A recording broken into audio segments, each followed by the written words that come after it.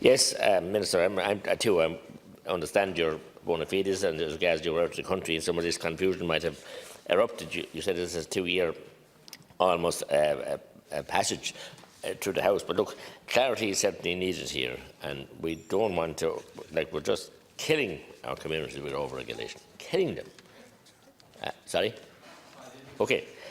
Killing the over-regulation in many areas is killing, so we don't want to kill this. You're killing his community. He can't hear you. Who can't hear me? Deputy, I'm not going to stop you, but you've spoken a few times. Once. No, you're entitled to speak, but just to the amendment. Oh, to the amendments. There are a number of amendments. We're speaking to about 5 amendments and Section 12. And I understood it was being recommitted here.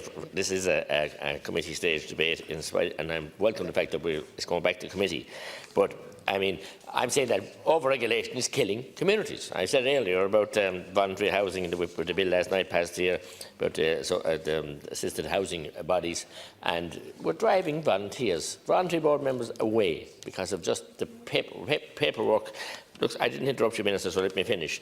And I think that the limits as well have to be looked at, the profits. And we have to we certainly can't allow big companies and whatever to have not pay the profits pay out the profit the charities are supposed to pay. And you mentioned that they're not doing it. So if they're not doing it, your department and indeed Garda Síochána should have been enforcing that legislation. And it isn't because we failed to enforce the legislation that we should implement new legislation, introduce new legislation to deal with it. But as regards and talk to Thomas de Bruyne, Thomas Byrne and Maria Cara and Cara Foss, I hope, I really resent his language that I don't know who he was talking about. We were all lobbied, certainly. The people we met were ordinary, decent, voluntary bingo people. You mentioned people that were jumping on a bandwagon that we were being lobbied by. No, please. We were being lobbied by sharp-suited lobbyists, and we're jumping on the bandwagon. You might clarify who we're talking about, so I know who you're talking about, and I resent that, because as a member of your former party in the Galway tent, which I was never in, but there were many sharp-suited and shady individuals inside in that tent, and we know where it got us. So I won't take that lecture from anyone in this House that we were idiots here, that we were lobbied by people that we couldn't see who were lobbying with. There's none so blind as those who cannot see at all.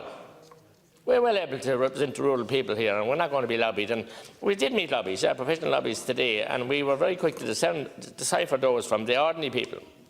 We were, and I have no truck, I have no interest in lining the pockets of PR companies or whatever else and allowing them to get paid, and they shouldn't. But maybe they were, but there's plenty of them around, and plenty work for the political parties as well, and plenty of mercenaries that travel from party to other.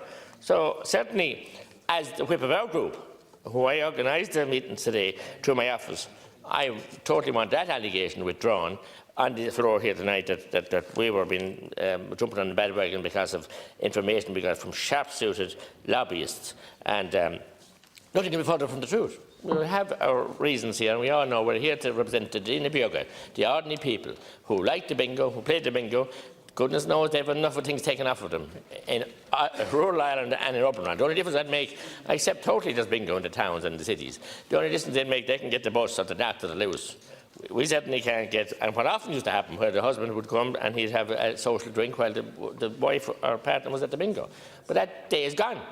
So I might be able to drive, and with the NCTs and with the roads and everything else, the Boher Buck and everything else, then they can't afford a car to drive anyway. So let them have their pastime bingo. Let the small groups, voluntary groups, the clubs and associations be supported through the profits. The spirit of the situation in Athlone, Kayla and the Mehel, that spirit is nearly quenched.